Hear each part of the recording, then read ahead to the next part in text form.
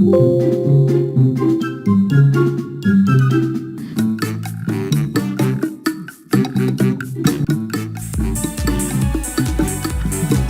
शहर में राजू नाम का एक छोटा बच्चा अपने वालिदैन के साथ रहता था। राजू पढ़ने में कोई खास नहीं था, जिसकी वजह से उसकी मम्मी पापा बहुत परेशान रहते थे। एक दिन राजू अपने माता पिता से फोन के लिए जिद करने लगा। माँ, मुझे भी एक मोबाइल फोन लेकर दें। राजू, इतनी छोटी सी उम्र में ये फोन लेने का कहाँ से सूझा तुम्हें? नहीं राजू, अभी तुम बहुत छोटे हो, कोई भी फ़ोन वोन नहीं मिलेगा।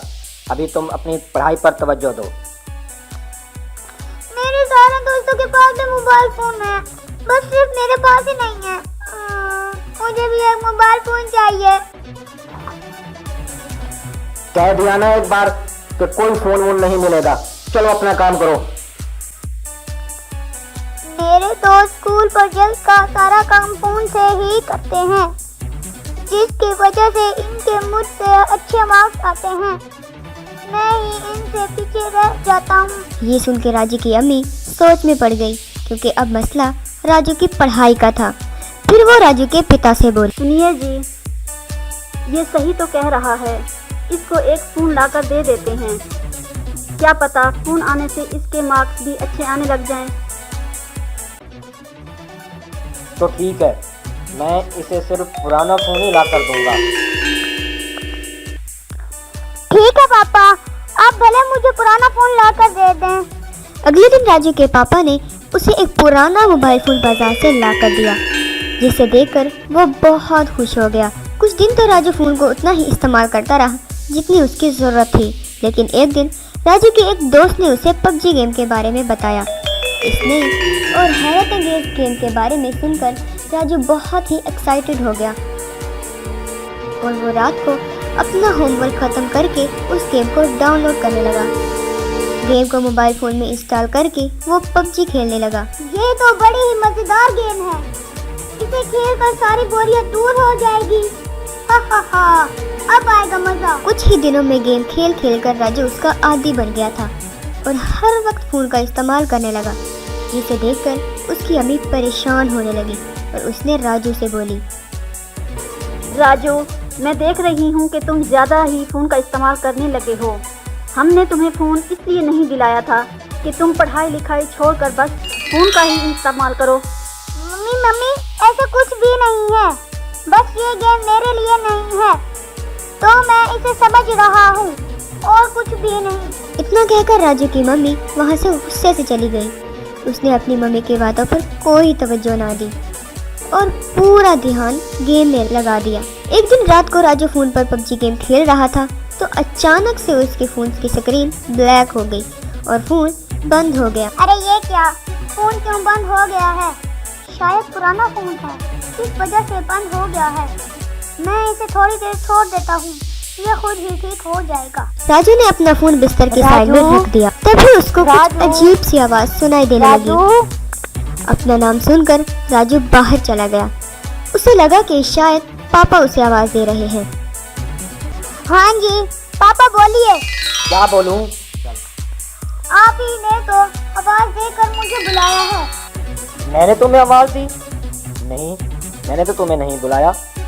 गेम खेलते खेलते तुम्हारा दिमाग खराब हो गया। राजू उसे अपना वहम मानते हुए वापस अपने कमरे में चला गया और जैसे ही वो अपने बिस्तर पर लेटा, उसे फिर से वही आवाज़ सुनाई दी। राजू, क्या हुआ?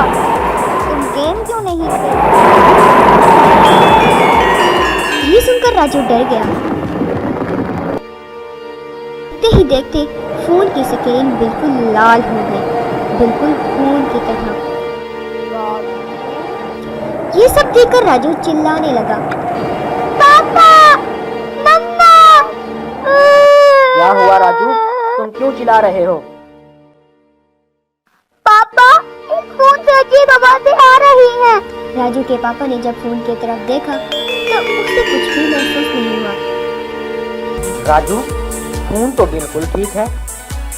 पापा, इसमें से अजीब आवाजें आ रही थी और कोई मेरा नाम पुकार रहा था और इसकी स्क्रीन भी खून से सुर्ख हो गई थी। शायद कोई ऐप खुल गई होगी जिससे ये आवाज़ें आ रही हैं। इतना कहकर राजू के पापा वहां से चले गए। काफी देर सोचने के बाद राजू की आंख लग गई और तकरीबन आधी रात को राजू को कुछ महसूस हुआ और उसकी आंख खुल गई।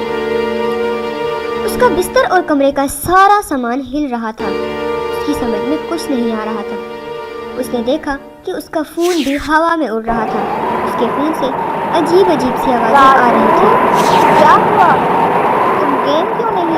अपने सामने इतना डरावना नजारा देखकर राजू डर के मारे बेहोश हो गया। अगली सुबह उसने अपनी मम्मी पापा को सारी बात बताई, लेकिन उन्होंने राजू की किसी भी बात का यकीन ना किया। कुछ दिनों बाद जब कुछ नहीं हुआ तो राजू ने फिर से पबजी गेम खेलना शुरू कर दिया। काफी रात हो गई थी और राजू पबजी गेम खेल ही रहा था कि तभी राजू को अपनी स्क्रीन पर एक डरावना चेहरा नजर आया। राजू के एक बच्चे का चेहरा दिखाई दिया। आंखें खून जैसी लाल थी, चेहरा इंतहाई खतरनाक और चेहरे पर खतरनाक जख्मों के निशान भी। ये देखकर राजू ने तुरंत अपना फोन फेंक दिया। क्या हुआ राजू? अब तुम गेम क्यों नहीं खेल रहे? आओ खेलो, मुझे भी तुम्हारे साथ खेलना है। और जोर जोर से चिल्लाने लगा। इतने में मम्मी पापा उसके कमरे में आ गए। राजू की बुरी हालत देखकर उसके मम्मी पापा भी डर गए। उनके पूछने पर राजू ने सारी बातें उन्हें बता दी।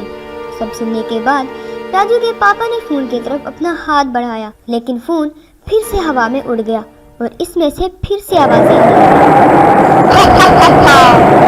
क्या हुआ राजू? अब तुम गेम क्यों नहीं खेल रहे?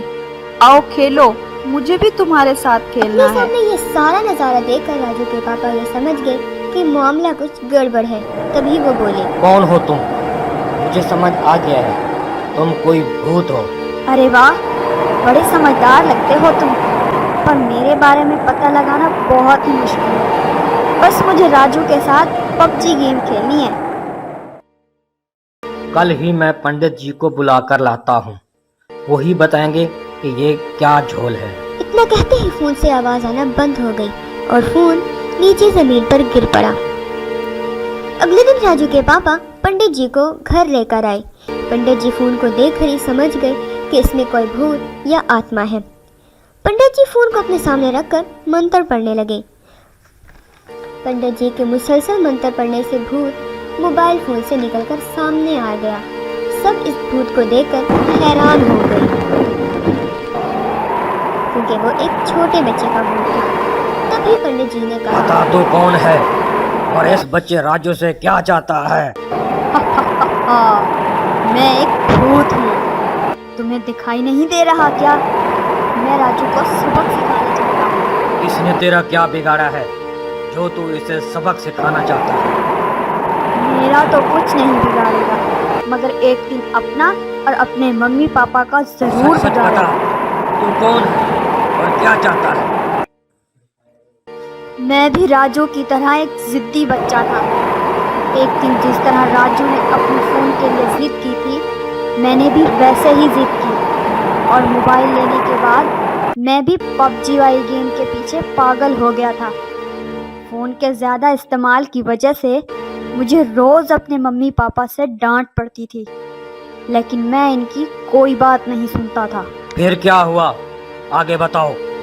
एक दिन मेरी मम्मी ने मेरा फ़ोन कहीं छुपा दिया। ये जानने के बाद मैं घर के छत पर जाकर उन्हें धमकी देने लगा कि मुझे मेरा फ़ोन वापस दे दो, वरना मैं छत से कूद जाऊंगा। और फिर क्या हुआ? लेकिन उन्हें मजाक में डराने के चक्कर में मेरा पाँव फिसल गया और मैं सचमुच नीचे गिर गया, जिसके बाद मेरी मौत हो गई और मेरी आत्मा इसी फ़ोन में बस गई। इसलिए तुम्हारे मम्मी पापा ने ये फोन बेच दिया था? उन्हें तो इस बारे में पता ही नहीं था, बस मेरी याद आए इसीलिए उन्होंने ये मोबाइल बेच दिया। तुम राजू को किस बात का सबक सिखाना चाहते हो? जब मैं यहाँ आया तो मुझे राजू भी वैसा ही करता दिखाई दिया जैसा मैंने किया था, बिल्कुल उसी तरह। फिर क्या हुआ, आगे बताओ। मैं बस राजू को डराना चाहता था कि वो पबजी गेम ना खेले, क्योंकि वो भी उसका आदी होता जा रहा था। अपने मम्मी पापा की बात नहीं मान रहा था और दिन भर सिर्फ फ़ोन में ही लगा रहता था। मुझे पता है कि जब आप घर वालों से दूर होते हैं तो फिर कैसा लगता है। मम्मी, पापा, मुझसे बहुत बड़ी गलती हो गई। मुझे माफ कर दें। अब से मैं आपकी सारी बातें मानूंगा और पढ़ाई भी करूंगा। ये सब बातें सुनकर राजू को एहसास हो गया कि वो कितनी बड़ी गलती कर रहा था। उसने भूत से कहा कि वो बस अब फ़ोन को उतना ही इस्तेमाल करेगा जितनी उसे ज़रूरत होगी और अपने मम्मी पापा की बातें भी मानेगा। ये सब बातें सुनकर भूत वहाँ से गायब हो गया।